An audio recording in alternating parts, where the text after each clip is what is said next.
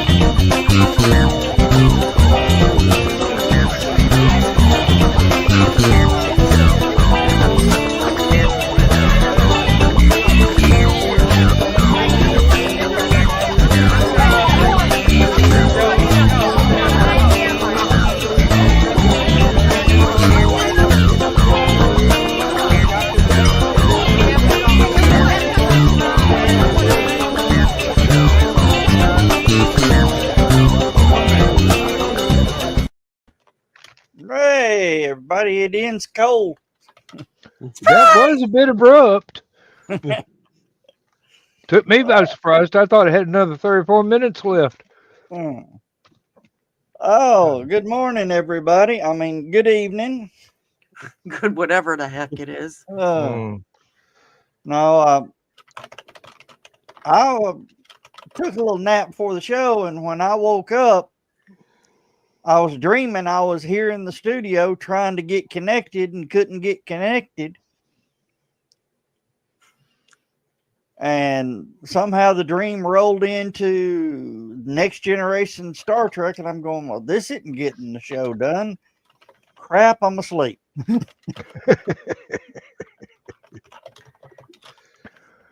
And y'all can ask Dan and John, Joe and Dawn. When I came in, my hair looked worse than what it does right now. You had some major case of bedhead going on. I will say that, because when you turned around, I was like, wait.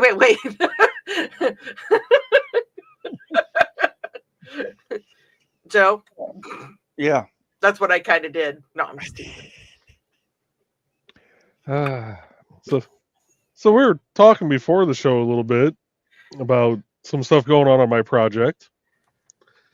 And this is why you should never play with major electrical folks.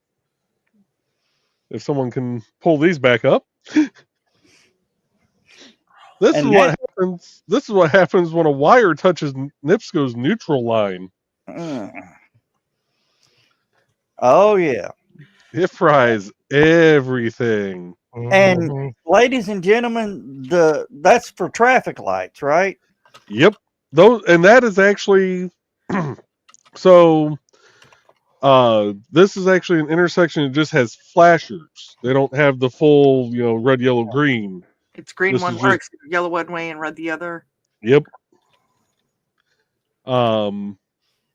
Yeah, that whole thing is fried, which we're planning to replace the flashers anyway. I think we're going to be replacing a hell of a lot more now. Yeah. And that isn't 110. That's 480, ain't it? They're 240, I believe. 240? Okay. Yeah, I believe this is 240. Even for something as simple as just these flashers. Because really, there's not much in the way of components, as you can see in the picture. Yeah. But, an at least the actual wiring diagram survived. Joe? Right? Huh? What components, Joe? Right, yeah. The little melted pile at the bottom of the box. Well, that was hanging right next to the 204 box, right? Yeah, it was. Was is the key word. I don't know if it melted off so much as possibly just blew off. I think it exploded off. Yeah.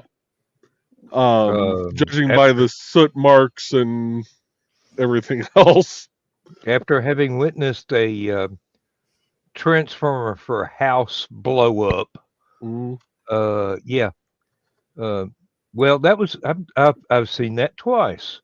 Once was because a squirrel decided to do something stupid, and once it was because somebody driving a little compact pickup truck spilled a drink and reached over to try and pick it up off the floor of the truck Mhm. before it got too wet and ran up the guy wire for the telephone pole. Oof.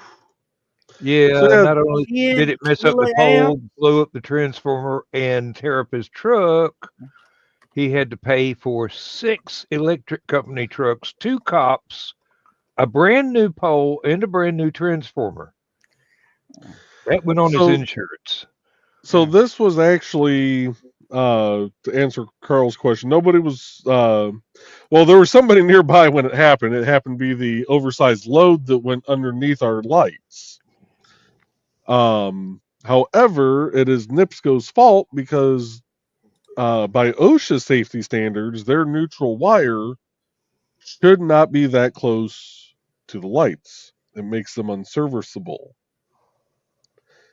And apparently there was already a lot of fray on that wire, so it was just a matter of time before even a good windstorm got those things to bounce and It's a little connect. culpability on both sides. Joe, did I read that breaker right? 10 kiloamps? I believe so. Let me zoom back in here. Yes. Yep.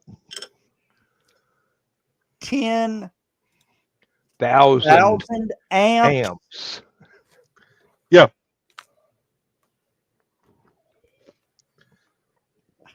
So it's about a fifth of what the Who uses for a concert. 10,000 amps breaker, and it did this. But that's because it was connected directly into NIPSCO's service at that point. With That no is what you buffer. call a direct ground. Oh, yeah. Yeah. I bet the truck driver probably felt that one. Oh. If he wasn't wearing his brown pants, he was afterwards. I know I would have been. Because you know that thing had to arc, spark, and blow. Now, I remember we replaced an intersection here in town. And somehow how they did it is they knew they were going to replace the box and they had to get the wires down. Mm-hmm. And there were 4 bucket trucks with bolt cutters. And all we saw was somebody counted it down. 3, 2, 1, cut. Well, somebody shouted, and when they did, boom, the entire light system came down. And when it hit the ground, it sounded like a cannon went off. Oh, I bet. So that's probably what that sounded like. Yeah. So, yeah, now we're waiting on. So, we had actually sent in the question to the designer of, how are we going to get this line moved so that we can do the work. And apparently NIPSCO, according to the email that I got from central office the next day, this particular line couldn't be moved any higher. So they have to come out and install taller poles. Yep. Which means we probably won't be working on this particular intersection until God knows when.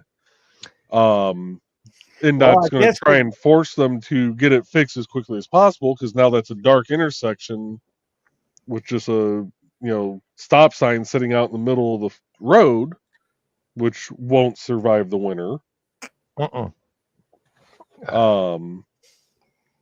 it's hard telling when NIPSCO will actually get around to it, because even their gas side, because we're getting a new town hall built,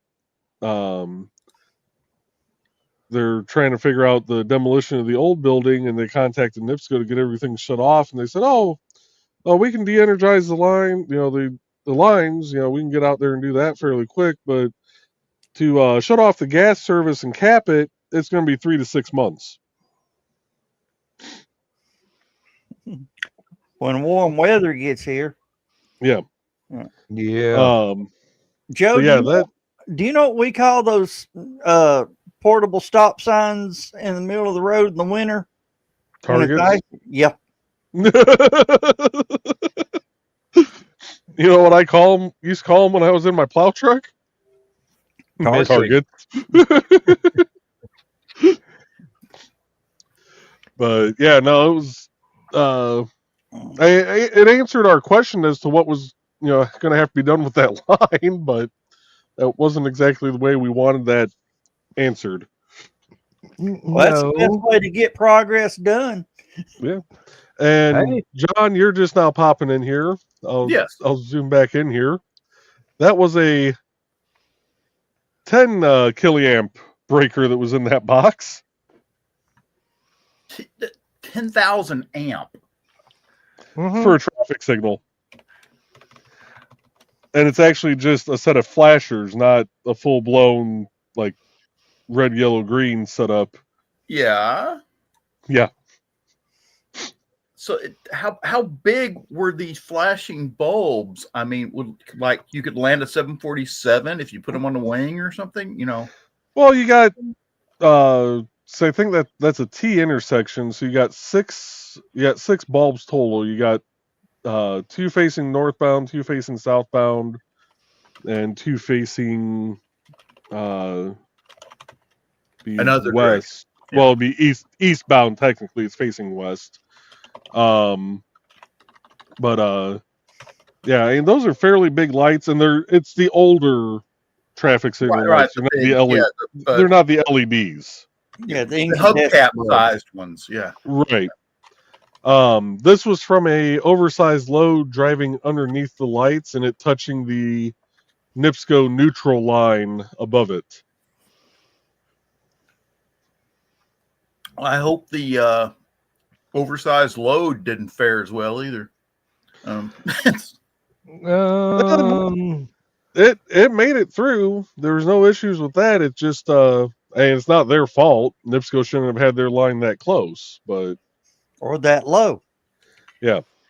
Yeah, there was one out on Shallowford Road used to drive me nuts. Is the power line was laying right across.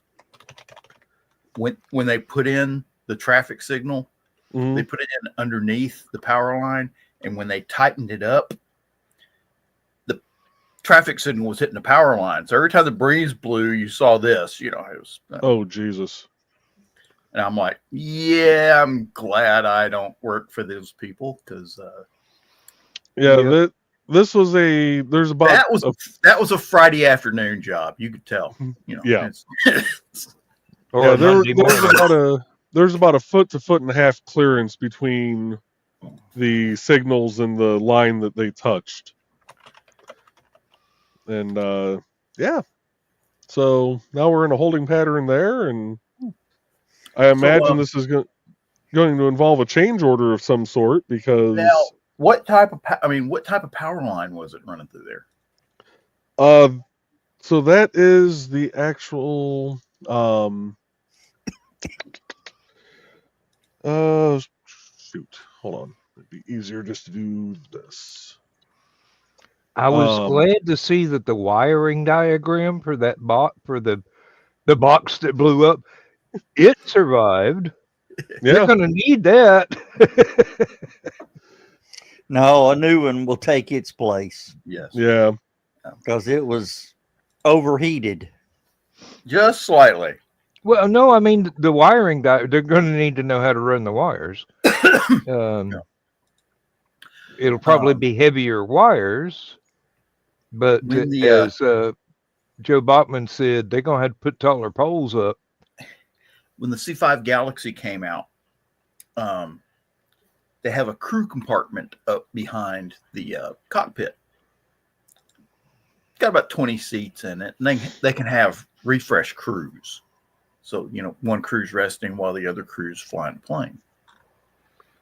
And they have a small galley for cooking stuff.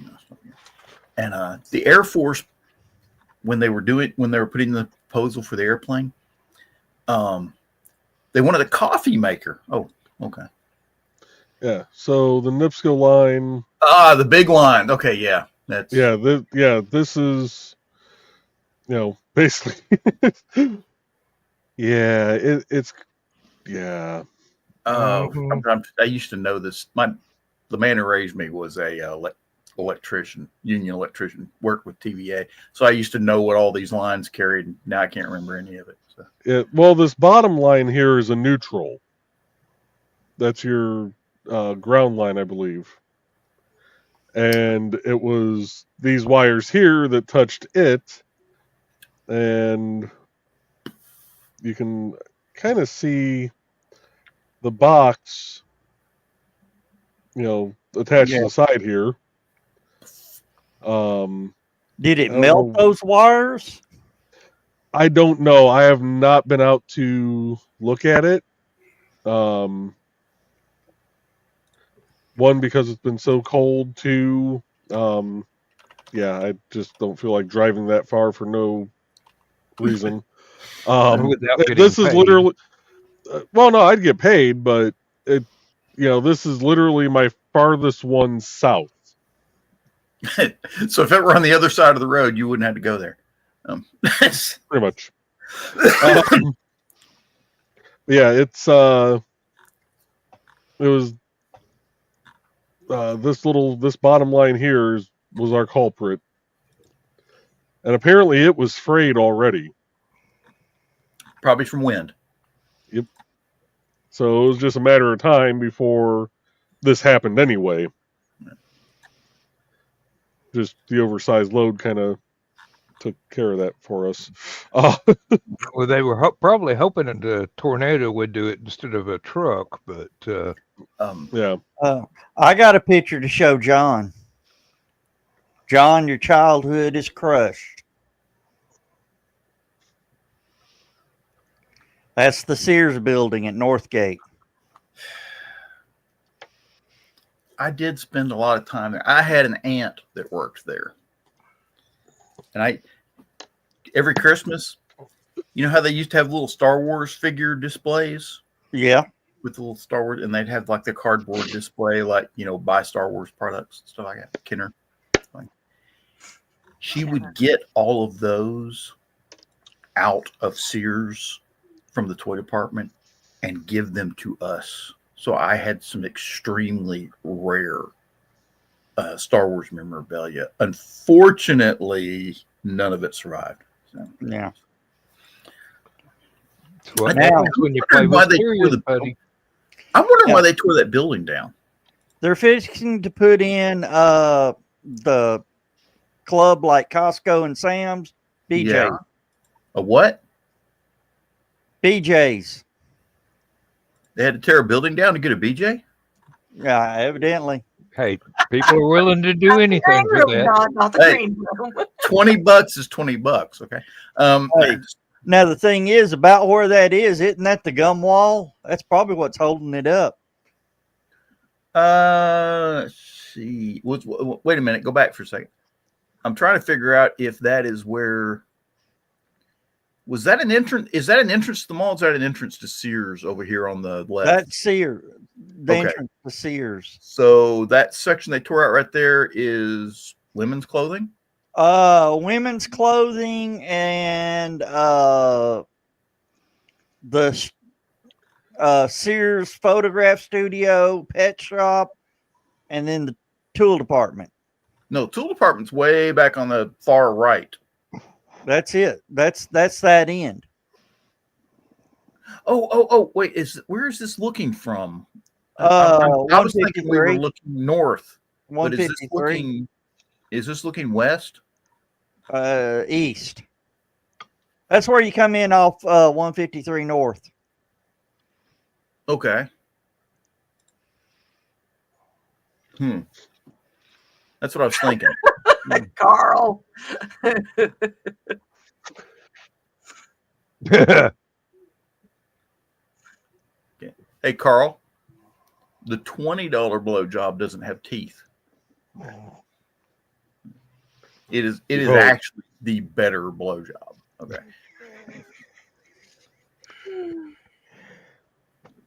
Oh, And I Where's picked the perfect night to wear this shirt, apparently. where is that? Not the green room sign when you really need it.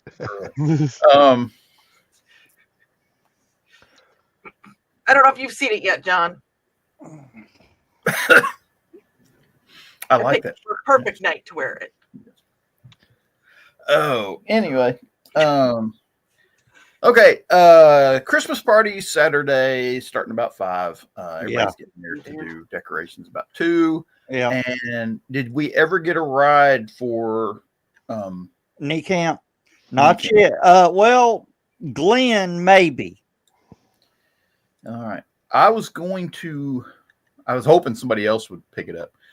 So the problem is I could do it, but that adds an hour to my trip and trying to keep mashed potatoes warm. Yeah. So, Or you Good could- luck with that. yeah, exactly. Well, I have to, it's 20, 30 minutes into Chattanooga, pick them up, and then 40 minutes back to Dalton. well, Yeah. couldn't you swing by on the way back? What? Couldn't you Drop off the swing- potato salad at the hotel and then go get them. No, no. Leave the mashed potatoes at his house. Go pick them up. Come back. Grab it on the way by, as you're coming down. Or or not that close to the freeway?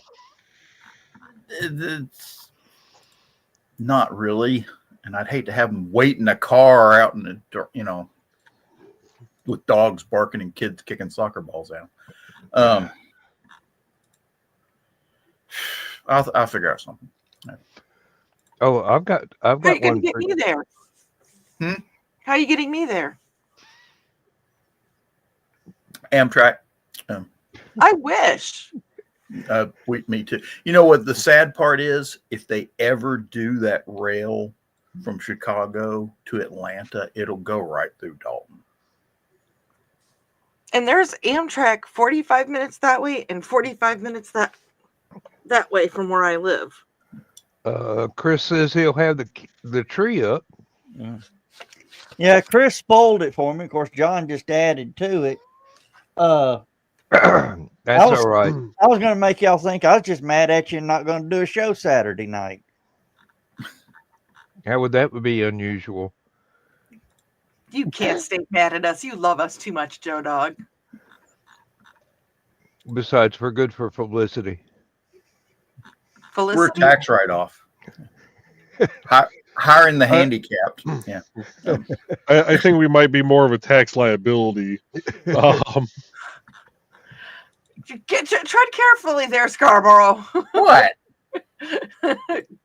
Hiring the handicapped. Yeah. Uh-oh. Uh-oh. Somebody heard me. Frying trouble pan now. incoming.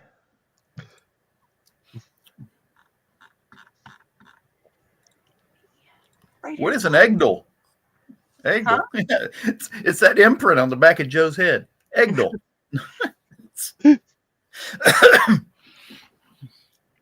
Oh, this print needs to hurry up and finish. Yeah. Oh. One of our Well- council members wants me to print off one of the Nutcracker ornaments for her. All right, I'm back. But I got to go because I got to sign her into Hulu in the living room. Okay. Hang on a second. Look at this. Oh, is that the truck? That's the truck. Fleet Ooh. truck. Oh, pretty. But it's only got Yeah. 2 doors. Said. Yep. All right. All right. Let me shut that down here. And Is that what you're getting? if they'll ever finish processing my damn paperwork, they've had it for 3 days now. Okay. Well, that's what you get when you pay cash for a car. Oh no, Um, it would have been the same if I got a bank loan. Okay. Dan, Well, you're costing them money, so they drag it on just a little bit. They're the one Yeah. getting the money. when you get the truck, brand new truck, go get you one of those wraparound police bumpers. Okay, the one with the big The roll cow bars catchers. around. Yeah. Cow catchers. Get you one of those for it. I would very much like to. Brush guard. No. Cow killer. The one that'll take out a Honda. Okay. Deer Slayer. God, you are just hurting me tonight. Oh. First the disabled comment, and Hey. now the Honda comment. I want to get one for my Toyota and literally write KIA on the front of it just so I can run over Kias. You know. Hey, we know somebody who has a Kia too. Yeah, You know, I believe my almost- key is larger than your truck. Back in 2008, I almost bought one of the what's their little sporty SUV thing? Sportage, Kia Sportage. Yeah. I almost bought one. I was sitting there and they had it on display at the mall. I was sitting in it. And it was not had leg room, headroom. I was like, this is nice. Oh, I would have thought you were too tall for it. Really?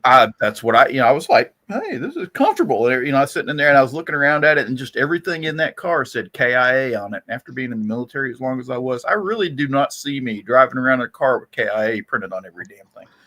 Yeah. Yeah, I can get that.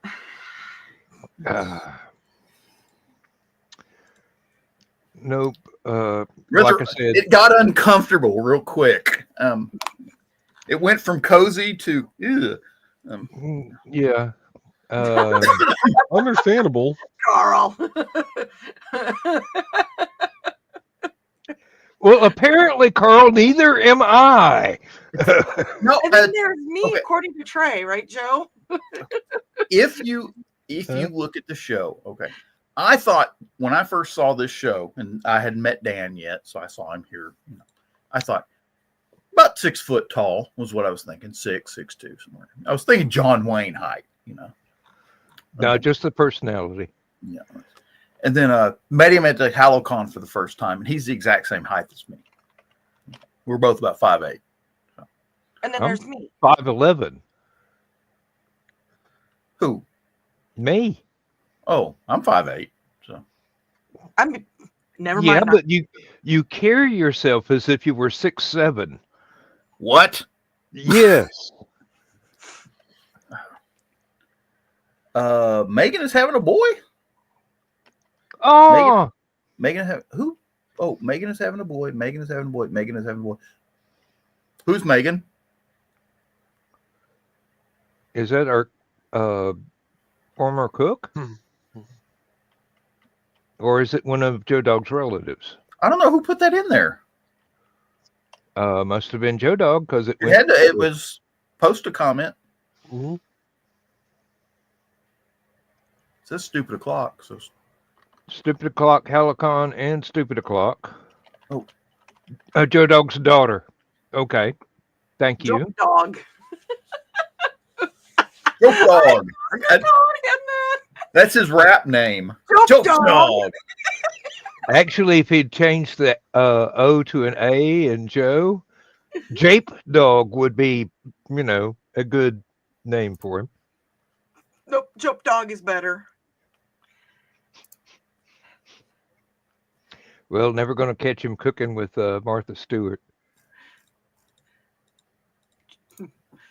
Joke dog. No, the first time Trey met me, she was like, "You're way taller than I anticipated." I pretty much knew that Joe and Carolina would be exactly the height that I perceived them to be on screen.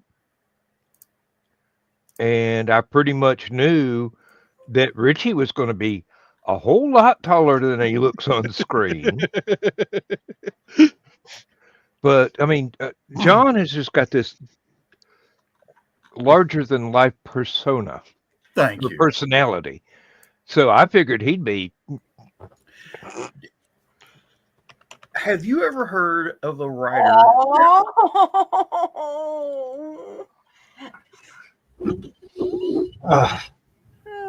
Oh, guest vocalist. I'm trying to see if he'll purr. Oh, There wasn't no part of it. It was just her being a bitch. there was this writer named Wilson Bob Tucker, Yes. famous throughout the convention set. Just if you could get him at your convention, he was great. And we were sitting around one day and we were telling stories, doing smooths. And I was telling some story about the night the Berlin Wall came down. He goes, you know something? He says, you have a sparkling personality. And that is the greatest compliment anybody has ever paid me.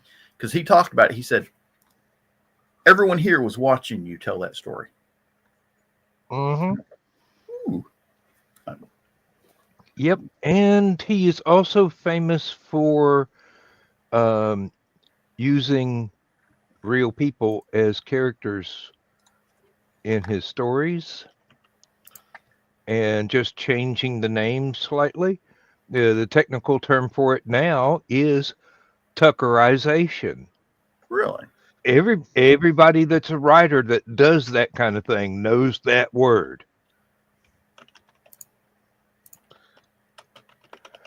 Oh, Chris, we knew you'd just be adorable. Well, I have got a new challenge for Saturday night on the patio. Uh-oh. Oh, shit. Gypsum's Maloric. Oh God, no! Oh, that's the one good thing I like about not being able to drink anymore. What No. What the deal is, you take a shot of it and you go Gypsum Maloric, you throw it back, you slam it down and says, I'll have another. It sounds like that stuff the doctor gives you when they want you to spontaneously eliminate your stomach contents. Okay. Do you know what it tastes? Have you had it, Joe? Has anybody here had it? I have never heard of it smelled before. That was enough. This is what it tasted like when I had the one shot I've ever had in my entire life. You know when you drink too much beer and the next morning you're throwing it up and you are to the point where you are done throwing up everything in your system and it's just that stomach acid plus beer that's coming up?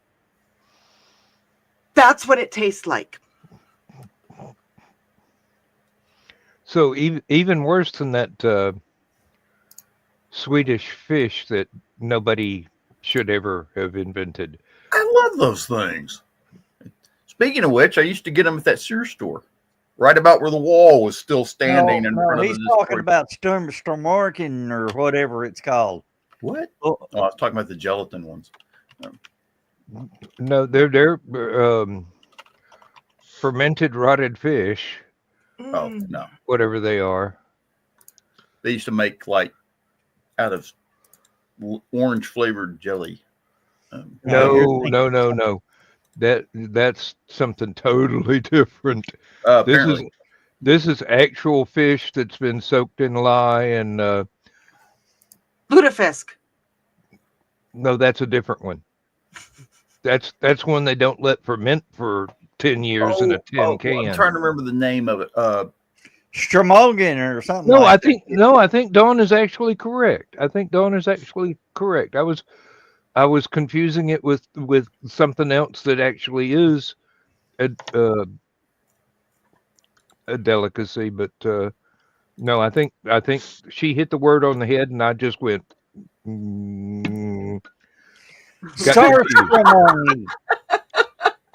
Yes, Donna shared the video about lutefisk, and I love the way that Chris spelled it.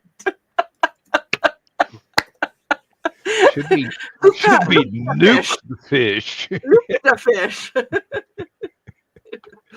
All right, I've got the actual name. Give me just a second to get it in here. I just want to listen to you try to pronounce it. But,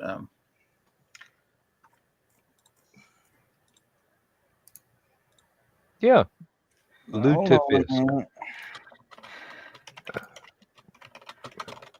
Yeah, the Scandinavian stuff, Chris. Oh, yeah. I'm not even going to try and pronounce that word. Where's Mike Jimmy when you need him? In Holland. I would say Stroming. Hey, given your native culture, I would trust your pronunciation far more than I would mine. I like how Carl's like about the lutefisk, though, that Dawn knows she grew up with those people.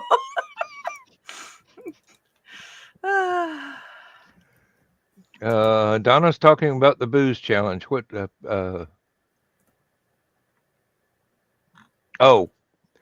I think I see the reference now. Saw that video in SHG, and no thanks. Aunt Donna's smarter than that. Whoa, duh. I mean, a lot And of of people course, can't Dan even. didn't watch it, but did y'all see the girl going through her liquor cabinet getting the prices of everything they spent? That's a dangerous activity. $4,500 of liquor. Those are rookie numbers. You got to bump them numbers up. Yeah. And they had 3 different versions of Fireball. I didn't even know they made 3 different versions of Fireball. Evidently, they did. Yep. Regular, ethyl, and high test.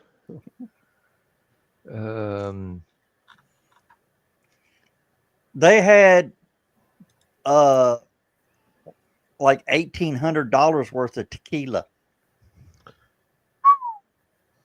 I didn't think Mexico had $1,800 worth of tequila.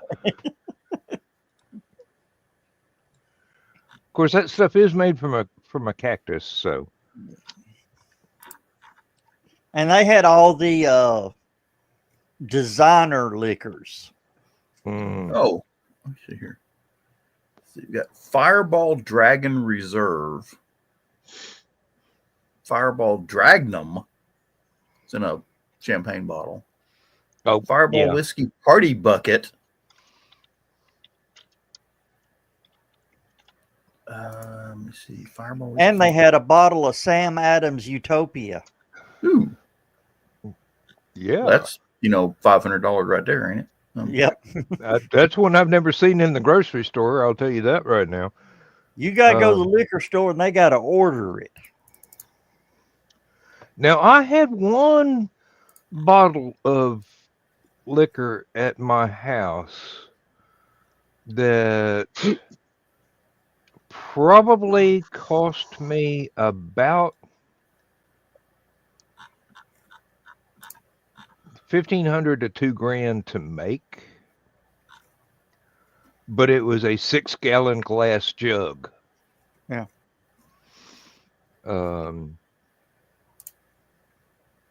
That stuff was good, but you had to let it age for several years. But it was basically a spiced vodka. Yeah. This one I did, it was half vodka and half Irish whiskey. And it had fruit and cinnamon and allspice and 2 different kinds of caramel in it and honey. Oh. It was dangerous. It was very dangerous. It went down very, very smooth. It tasted about like Irish mist.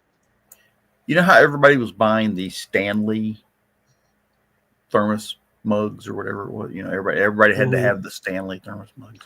Yeah. Stanley is recalling 2.6 million switchback and trigger action travel mugs due to a burn hazard. Apparently, the lid breaks, detaches, and can dump hot coffee on you. Glad I don't have one of those. What is this thing? I think it's Ozark Trail. No, Ozark Trails are nice. It is Stanley, but it is a cook pot, a small kettle, and inside there are 2 plastic cups, not sealable, but it's campfire gear. Don't ask me why I've got it back here in my office when I don't have a campfire. Why is that back in your office? Hey, Because Dan, my wife hid why it is from me, that and I back had in to your find. office? Because my wife hid it from me, and I had to go dig it out of the cabinet with all the frying pans and stuff. And eventually, it'll go in a Tupperware and go outside to the cast iron stove. I've got a 50-year-old Stanley thermos with the optional handle. Optional. Yeah. Is that the one held on by? Looks like it's held on by hose clamps. Yeah, exactly. Yes, I've seen. There were guys at work that carried those, and I go, "Well, I know you're maintenance men, but couldn't you think of something besides hose clamps to put on that?" So it was made that way. It was made that way. That's what All she said. right. And my dad's Stanley lunchbox. Mm. You know what I wish I had, and I don't know where it is right now. I have to ask my dad about it next time if I remember. See it. The aluminum Coleman ice chest.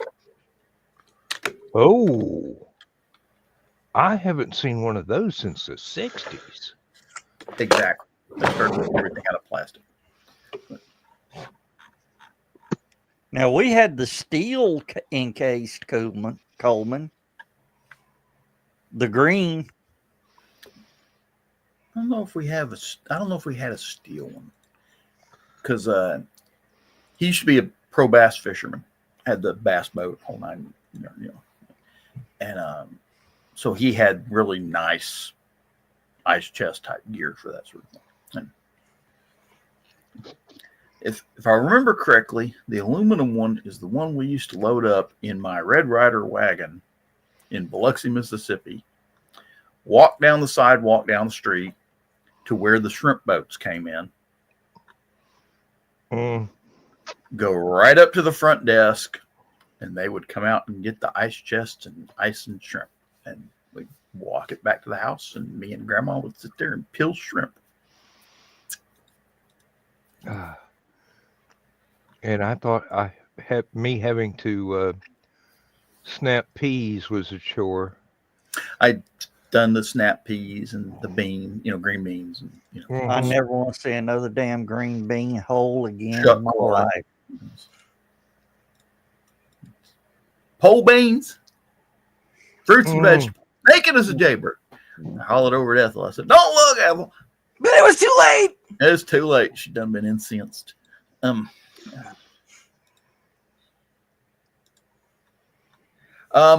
My dad actually was in a boat with Bill Dance once, and they were filming one of the Bill Dance shows. Bill Dance was running the trolling motor. He was up front in the boat running the trolling motor, and he would keep the boat positioned so that he got all the best spots. My dad couldn't cast because Bill Dance was in the way. So he realized what was going on, smacked Bill Dance in the back of the head with a damn fishing rod. Oops. Oh. Can you turn the boat a little bit so I can cast over there where the good fish are? And now you see where I get it. Ornery is genetic. He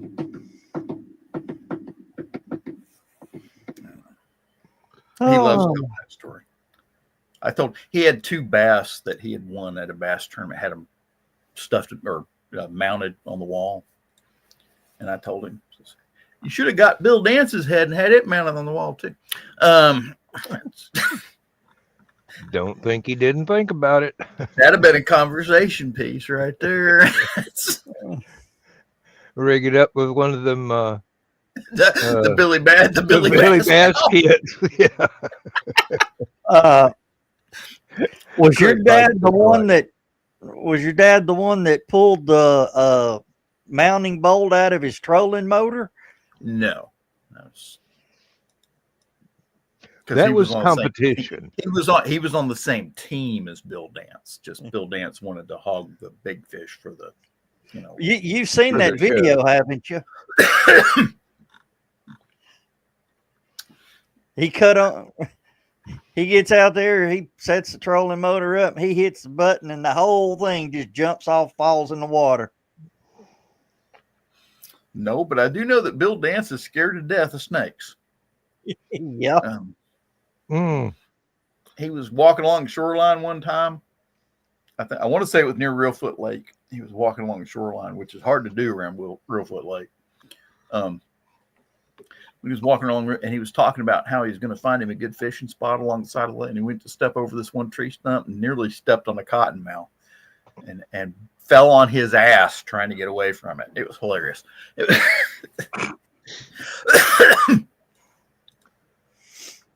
Yeah, there was one time when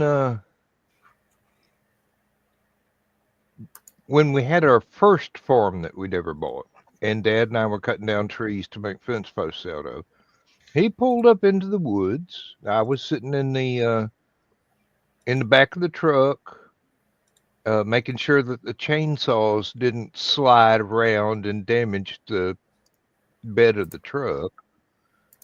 And he stopped, got Why? out. Hey, Chris. Hello. And I was about to jump over the tailgate, and Dad says, "No, don't move."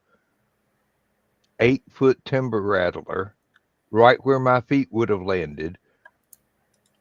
I had never seen my dad move that fast in his life. He grabbed a round-pointed shovel out of the back of the truck and got around there and chopped that snake into about 5 pieces before it knew anything was about to happen. Damn. Well, I mean, Dad.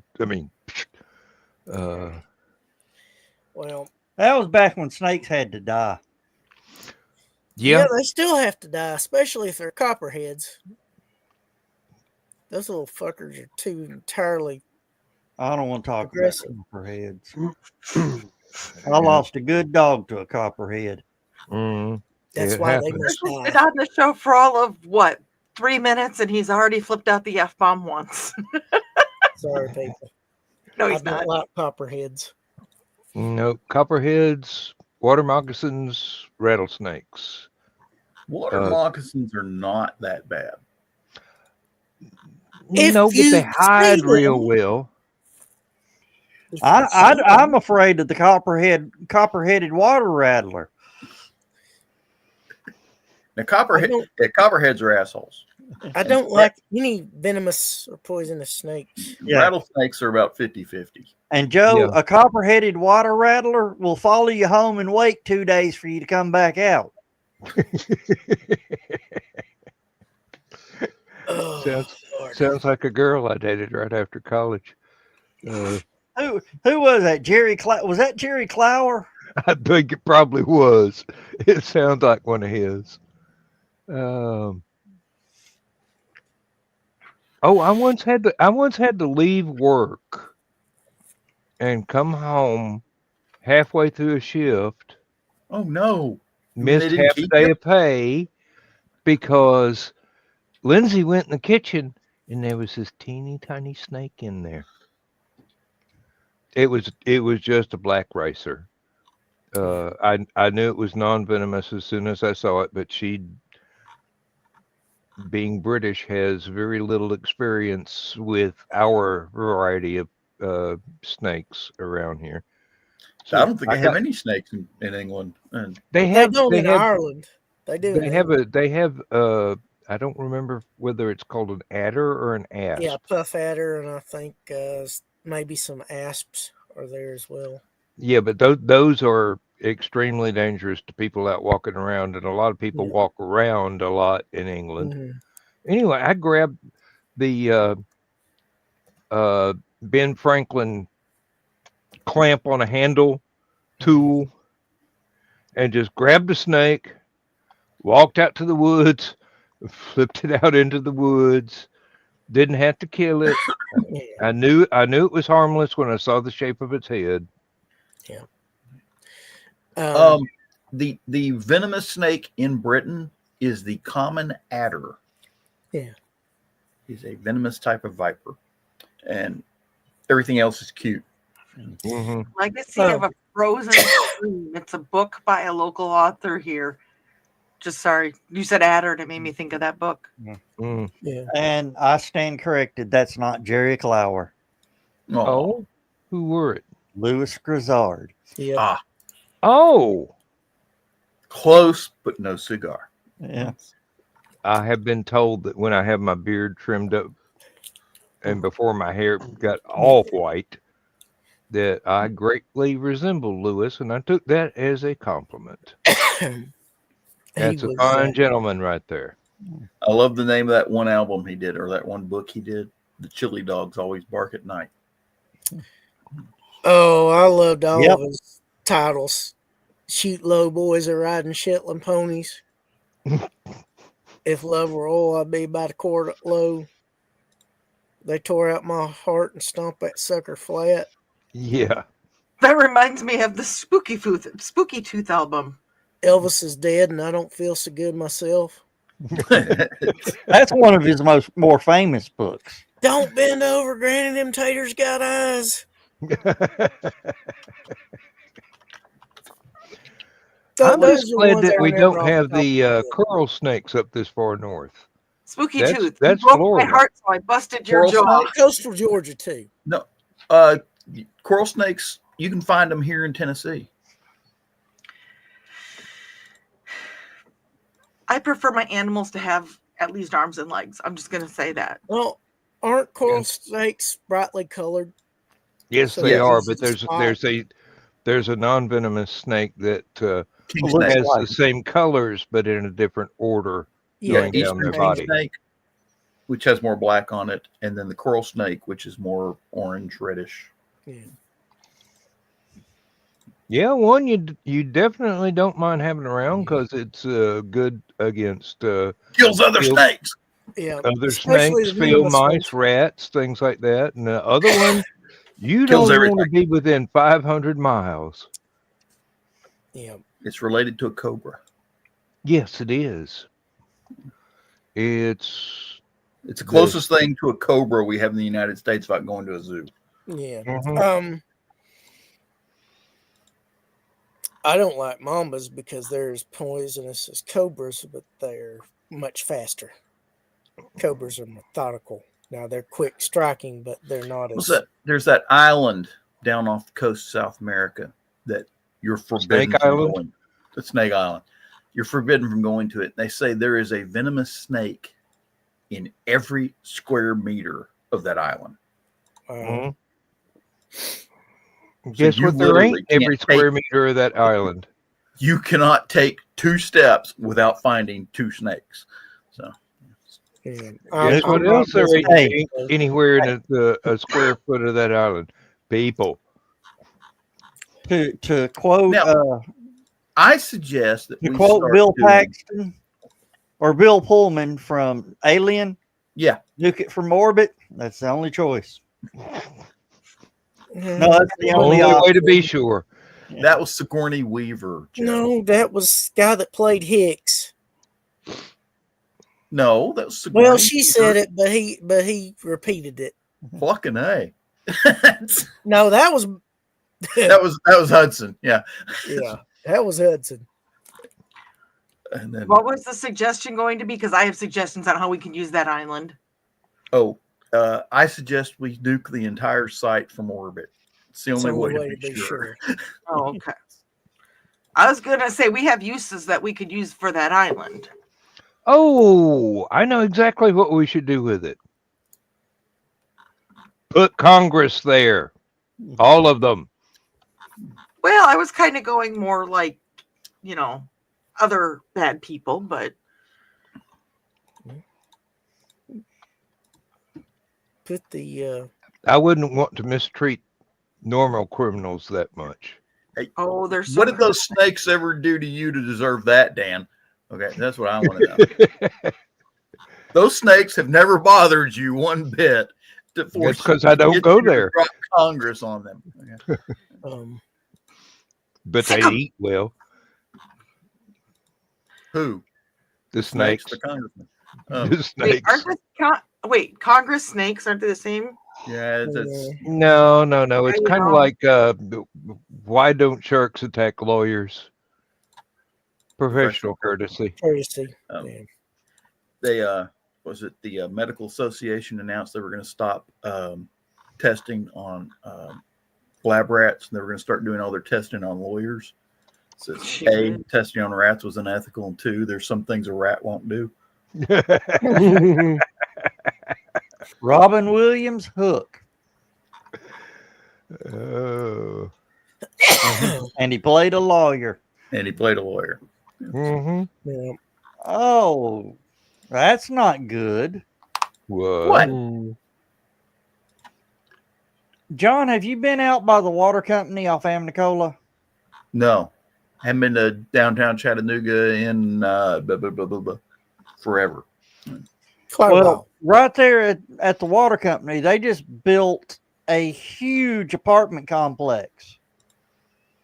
When I say huge, I'm talking 800 to 1,000 units. Wow.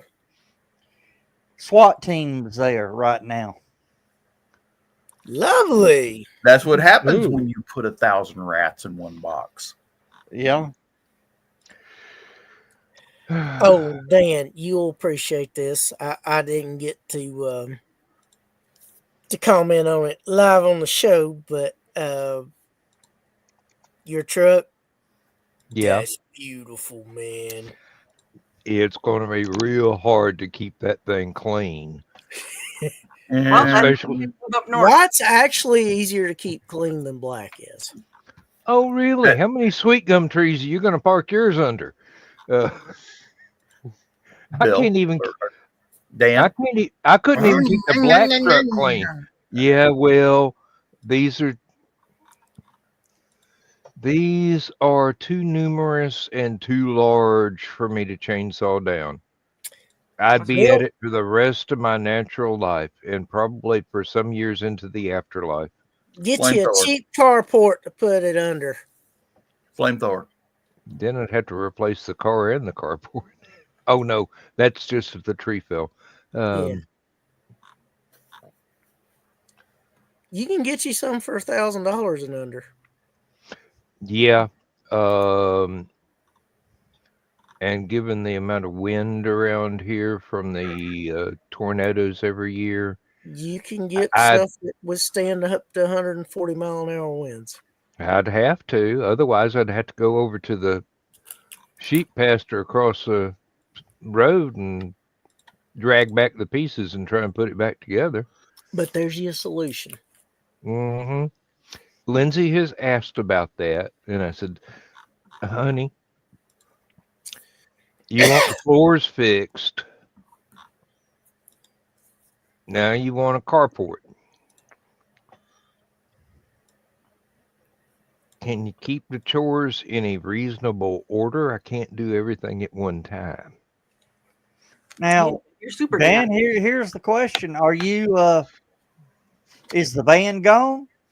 Nope, ain't nothing gone. Now we've got, as soon as the truck arrives, we'll have 4 vehicles. Okay. Or You What both about got a spare. I Yeah. got the Toyota Corolla that I bought for Lindsay Oh, back the old in Buick. earlier this Absolutely. year. you still have the old Uh, Buick, don't you? Yep, still got the old Buick. Okay, that's the fourth one that I was trying to remember. Mm-hmm. Oh, and people ask me, are you ever going to sell that thing? Hey, And Thesis. my standard answer is, I don't know anybody I hate enough to sell them that car. Which one, the Buick? Or The Buick. Mechanically, it's great. Electrically, oh my God. Nikola Tesla couldn't straighten out the electrical problems in this thing. So essentially, it needs a new wiring harness. Essentially, it needs a new design for the wiring harness. Essentially, it needs to do the same wiring that's going to be doing the thing over at Joey's neck of the woods. Well, in the Buick's case, if you don't drive it at a minimum every other day, you have to jump start it. Mm. If you drive it every other day or every day, the battery stays charged for years. But you cannot do what we used to do when that was the only um, the only car that Lindsay had after the original Toyota Corolla was wrecked. Mm. You can't just drive it on Sunday to church and back because the battery will be dead. It's got a parasitic drain on the battery somewhere. I have gone over to the damn thing with a multimeter. The closest I can figure is there are 3 circuits inside the alternator, and it's fine for about a month if you replace the alternator. But after about a month, one of those circuits stays open and passes electricity through to the rest of the car. Even with no lights on, no nothing else on, that one flaw, yeah.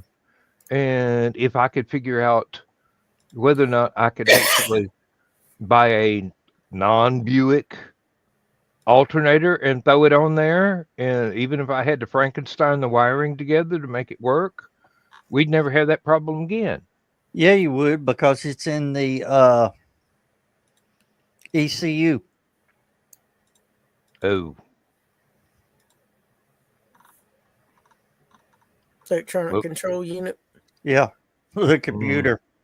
oh, Cheaper to scrap the car. yeah.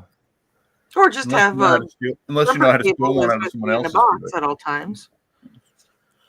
Or then again, if I know how to do complex wiring like that, I could just pull the computer out and have a ritual fire. After all, my Silverado didn't have a computer in it, and I was I'll able just- to work on that. I'm Well, curious. Could you? Those computers now have the VIN number to the vehicle, Oh, I can imagine that. and they all. I mean, and they don't have just one; they've got 4 or 5 in there, Scattered And if- around. scattered around. And if one throws the wrong VIN code, nothing. Mm. Well, this is a 2002, so I don't think it's that complex. That's about the time they started that shit. That's why I'm having these problems. Mm. It's probably got 2, maybe 3. It was recommended to me that I put burnout light bulbs in the under the hood light and the in the trunk light and see if that does any good. I originally suspected it was the security system because that never shuts off. Mhm.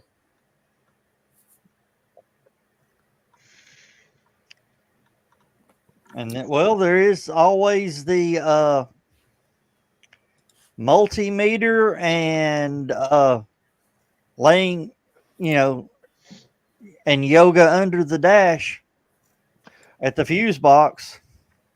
I have thought seriously about putting a disconnect switch on the battery and hooking it up to the dash where none of that shit works at all until you flip that switch and crank the car up. Trouble with that is, back when Lindsay was driving it, she'd have to reset all of her radio stations and everything else Yeah. every time she started the car. I can do that. And matter of fact, that's only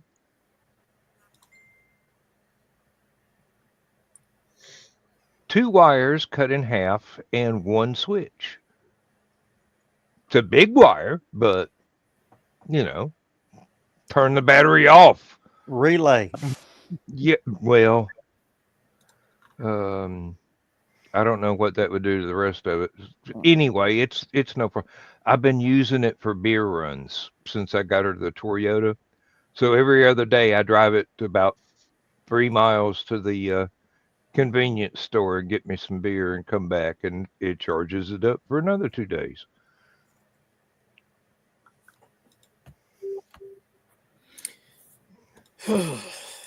And Carl, it's not my insurance guy that can now retire.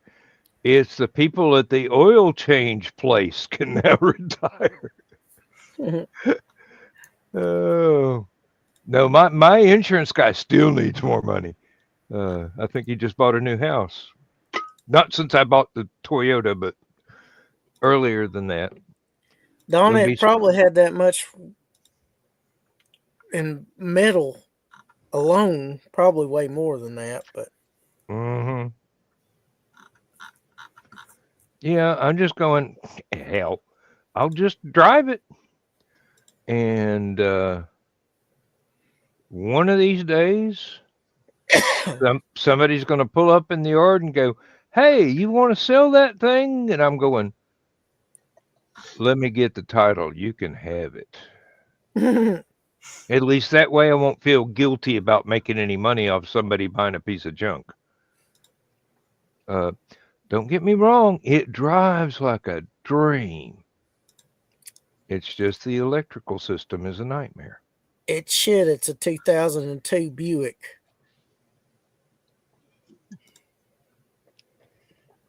The steering's a little loose, though.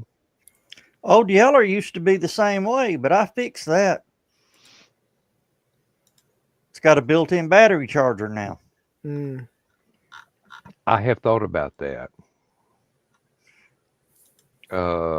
Just have a port somewhere on the outside of the car where I could just plug a drop cord into the side and plug it in the wall socket on the front porch. A lot more on motorcycles. Is the charger's built in and you just plug a extension cord into it.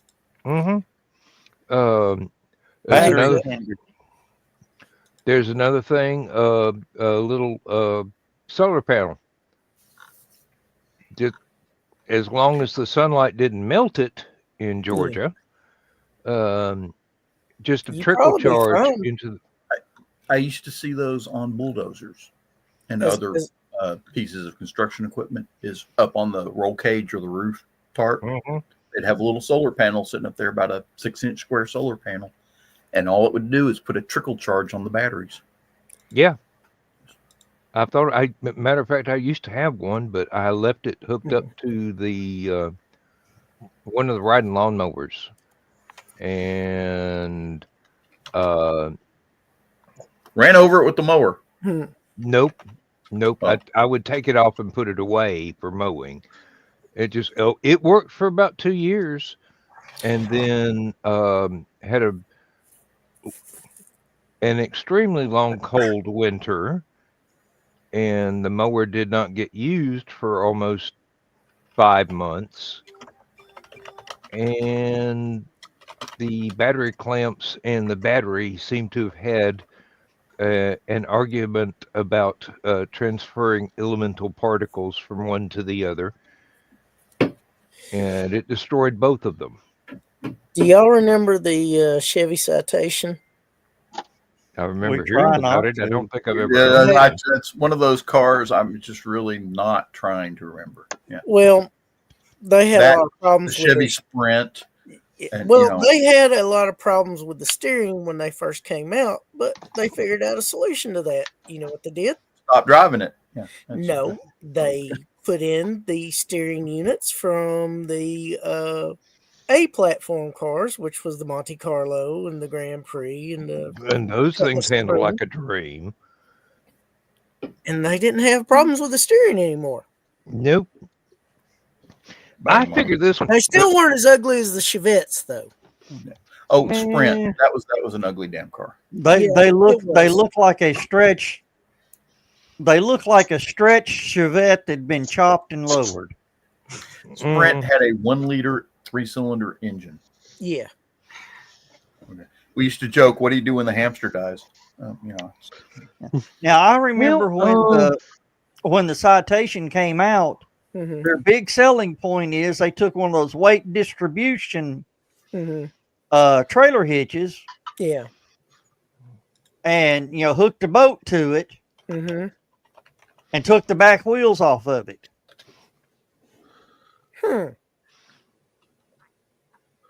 And drove it around. I don't remember that, but I don't understand that concept. Explain to me how that worked. It's front wheel drive. yeah. Well, yeah. The weight distribution trailer hitch. It extended the rear actual wheels to the boat trailer. Yeah. And that was their look. It's the all new front wheel drive. Everybody's going, that shit'll never go. Now you can't buy a rear wheel drive. Well, Carl said he had a citation. Do what? Carl had a citation. Carl had a citation for a short while. No thanks. The only good thing about the Citation is it led to the Cavalier. Which I had a 98 Cavalier. Oh, I had a nice one with a sunroof. Unfortunately, had an oil leak. Yeah. And the shop I bought it from refused to fix it whatsoever. They put hose clamps on it where it was leaking and said, it's fixed. And get back to the house and open the hood to look and see what they did. Oil all over the motor. So my first wife took it off and set it on fire. Well, I remember seeing, it's probably 7-8 years ago, a Dodge Omni on the road running. Jeez. And it wasn't long after that I saw a Chevy Chevette on the road still running. Now, if you saw an Omni too, then that would have been the trifecta. There was a guy at work that is still. There's a guy at work. Well, yeah, he hasn't retired yet. He is still driving a Gremlin. Well, shit, they ran the damn Slant 6 Chrysler. Of course it's still running. Yeah, I mean, and it's one owner. He bought it brand new, and 40 years later, it's still running. Yeah. Do y'all remember the Chevrolet Beretta? Yes. Mm-hmm. Those were like the cars when I was like tween. Do you know what the Beretta was? Car. It was the test platform for Saturns.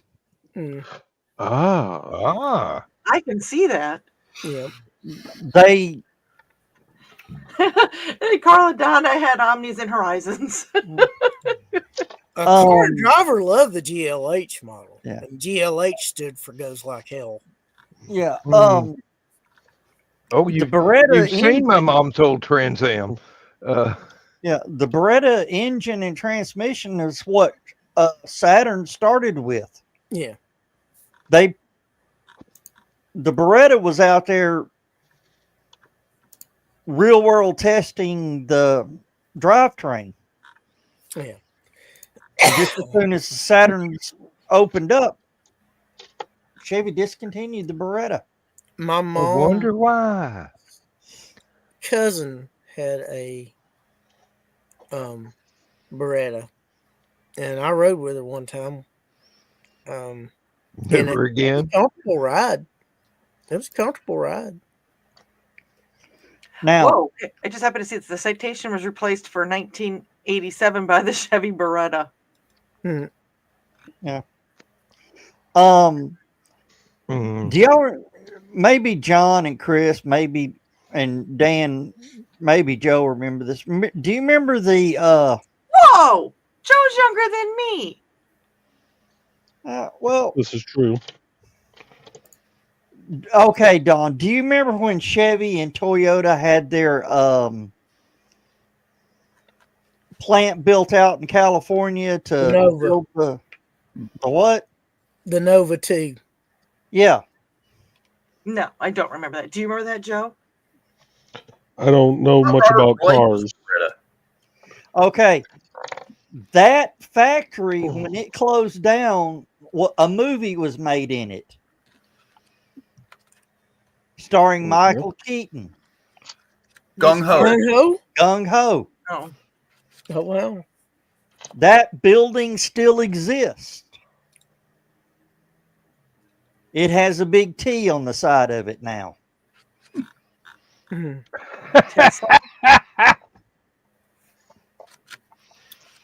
It was the Horizon that shook at 75 miles an hour going down the interstate in Alabama. I asked if it always did that. Carl replies, "It's never gone this fast before." I take it that Carl was not the one driving at that particular point in time. Was it? No offense, but it might not have been the car. Okay. Yeah, Because Alabama roads are kind of famous. I-59 is not the best stretch of roadway. And you don't run the slow lane. Slow lane beats your car to death. And Georgia keeps better maintenance of its roads than a lot of states do. The sad fact Maybe up is, there. the best thing to ever come out of Alabama is, in fact, I-59. I-59 North. In fact, you left. I do know that you can put a Sunfire door on a Cavalier for Gen 3 Cavaliers. Yep. Yeah, well, they were twins. I mean, of course, And GM J-bodies. had twins for just about everything. Mm-hmm. You know, Pontiac was the test line for Cadillac, and Oldsmobile was the test line for Buick. Chevrolet Well, just did whatever the hell they wanted to. I do know that Daddy would have disapproved of me buying a Ford, but I've had Ford trucks before, and they're not bad. Mm. There's nothing. I mean, his first job was working for the GM Institute Mhm. in Detroit. We always had GM cars, Chevrolets. Mom's I had a great Grand uncle. Am or whatever it was, the one that looked like the Mach 5. It had that 3-pointed nose on it. We called that thing the Batmobile because it could mortally fly. It sounds like Catalina. Yeah, No, it I know it had Am in the name, and it wasn't it was a Pontiac, but it wasn't a Grand Am. Yeah, Grand Am. Yeah. Now, have y'all ever heard of a Novmero? What? nope. Gen 2 Camaro and the 70 to 74 Nova, the front ends are interchangeable. Really? Okay.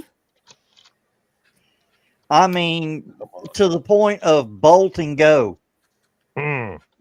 It was a 50, 51, 52, 53. The main thing that you're going to have to worry about, Dan, if they haven't driving fixed machine. it, is that damn solenoid. On the starter? Yep. About 173,000 miles. 170. That son of a bitch is going to be a pain. What? The The solenoid. solenoid, the starter solenoid.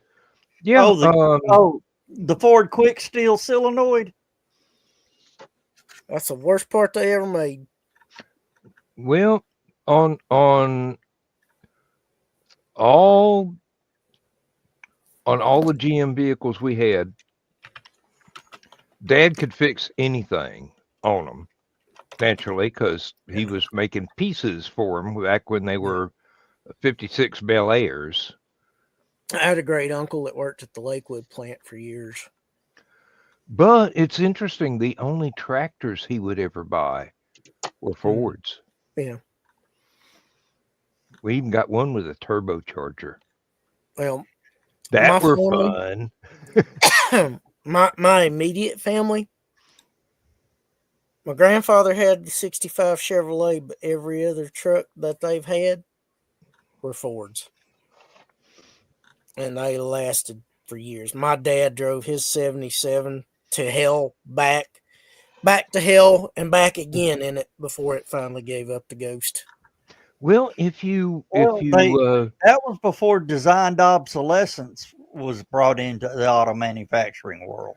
yeah, and it certainly helps to get the oil changed on time whenever the schedule calls for it. Yeah, if you do regular maintenance, they will Yeah. last a very long time. And I had a former coworker that never changed the oil in his little GMC. how long did he have that one? He had it for 5 years that he worked with us. Well, it didn't last much longer after that. Mm-hmm. I don't know. I asked him about it. He said, nope. I said, I ain't changed it. Now, we had a guy at work that had it was a 40 model pickup truck, and he was still driving it back and forth to work in the 70s. Yeah. And he said, look, every 2,000 miles, I get it changed. I get the oil change filled up with Castrol, and check the brakes, get good tires on it, have the steering alignment checked, and it's still going. I mean, you wouldn't know it to look at it. It was kind of rusty, but yeah. Other than that, it was in great shape. Sounded good too. Maybe Dan will remember this. Probably John. The half quart of Dextron before you make your oil change. Transmission fluid. Yeah. First I've ever heard of it. In the oil. Yeah. I've heard of that, but I never trusted it. Yeah. It works. Of course, there was the laugh that the guys at the oil change place got out of my second wife when she went up and she's going to get the oil changed on the old Toyota. Mm-hmm. And she asked for it to be filled up with WD-40. And they go, we know exactly what you mean. Yes, ma'am. WD-40. Dan, I used to work full service gas station. You know, gas pumper. This lady rolls in with this. Good grief! It's already that time. Mm-hmm. Yep, it's already that Oh, time. it is. It was a Buick. It comes rolling in. John, go ahead and get the button ready. Well, I got a bunch of buttons. Yeah. And she goes, we're good. She gets out, and this thing was smooth as a kitten, just purring. She walks out and she hands me a spark plug. She said, "Smooth as the cat that was crawling down your chest earlier, claws first." Yeah, or another kitten. Yeah. She hands me a spark plug, and she said, "I had a tune-up today here, and this fell out. I want you to put it back." I'm going, I'm listening to the car. I mean, smooth. Dumbass dropped it. It didn't hit the floor. And then put another one in, so it had all the spark plugs. Yeah. This was a spare. All right.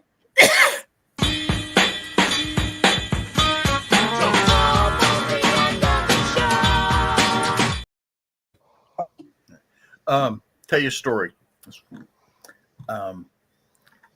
Friday afternoon, we're down in the motor pool, and we're doing maintenance on the vehicles, and we're getting ready to go. Our new lieutenant shows up, and everyone else is already packed up and go. And the only reason we're still there my squad is just me and my sergeant. There's normally 4 people. So we got, and we're just getting ready to, he comes down, says, so y'all finishing your 24-4? We say, yes, sir. He says, let me see it. So he goes to, and he got item number 1, the walk around. And it just, we're like, oh God, we've already, this. So he's going through, and it's my Sergeant Schneider goes, hey, sir. So, wonder if you could do us a favor. Lieutenant's like, yeah. He says, well, we were trying to get some copper jacketed spark plugs from the motor pool for the vehicle. He says, but they won't give them to us because they're hoarding them for their own vehicles. All they'll give us are the 10-plated ones. And he goes, what's the difference? He says, well, you can get about 15 more horsepower out of the copper jacketed ones, run a little faster, and they last longer. That's why they copper jacket. That's why they put the copper jackets on. He says, but he's an E7, I'm an E5. I can't tell him what to do, so he's just giving me whatever he wants me to have. Says, I was wondering if you could go down there to the motor pool and ask that motor sergeant, says, if we could have a set of copper jacketed spark plugs for the APC engine. He says, he puts down the clipboard, says, I'll be right back. He goes marching off down the motor pool. My sergeant is watching him leave and goes, get this vehicle closed now. So I'm slapping everything back together and closing hatches, padlock, we're gone. Okay. We get back to company area and we're already in civilian clothes, heading out. The lieutenant comes walking up and goes, that wasn't funny. Okay. And for those of you who don't know, don't exist. It's a diesel engine. Okay. That's why I was laughing. Yeah. All right, we got to say bye, but John, hang around after the show. Good night. All right, it's time to say good night, everybody. Okay, I'll quit rolling my eyes out loud. Do what? I'll quit rolling my eyes out loud. Okay. Good night, everybody. Good night, folks.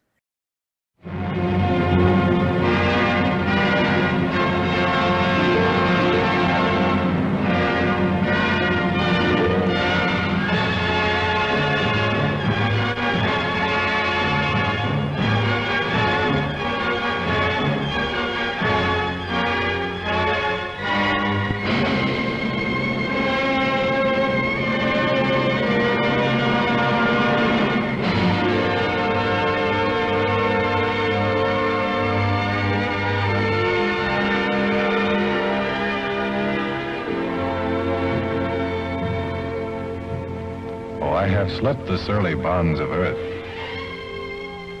and danced the skies on laughter-silvered wings. Sunward I've climbed and joined the tumbling mirth of sun-split clouds and done 100 things you have not dreamed of. Wheeled and soared and swung high in the sunlit silence. Hovering there, I've chased the shouting wind along and flung my eager craft through footless halls of air. Up, up the long, delirious, burning blue, I've topped the windswept heights with easy grace, when never lark nor even eagle flew. And while with silent, lifting mind, I've trod the high, untrespassed sanctity of space, put out my hand and touched the face of God.